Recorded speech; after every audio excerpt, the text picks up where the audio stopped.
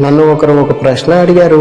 కోరికలు తీరని మనసులు చనిపోయాక ప్రేతాత్మలు అయ్యి తిరుగుతాయి అంటారు, నిజమేనా అని అడిగారు. దానికి ఆన్సరు ఏమిటంటే, నాకు జీవితంలో అన్ని కోరికలు తీరిపోయాయి, తీరని కోరిక ఏదీ లేదు అని నిజాయితీగా చెప్పగలిగేవారు మనలో ఎంతమంది ఉంటారు? శరీరం సహకరించక వయసు పెరిగే కొద్దీ కోరికలు అణుచుకుంటున్నామే కానీ నిత్య యవ్వనంతో రోగగ్రస్తం కాని శరీరం ఉంటే మన కోరికలకి భోగములకి హద్దుంటుందా? శరీరం సహకరించినా సహకరించకపోయినా కోరికలు తీరకపోవటం అనేది మానవ జీవితంలో సర్వసాధారణమైన విషయం. కోరికలు తీరిన ప్రతివారు దెయ్యాలు భూతాలు అయితే నూటికో కోటికో ఏ బ్రహ్మజ్ఞానంలో తప్ప మనమంతా ప్రేతాత్మలే అవుతాము.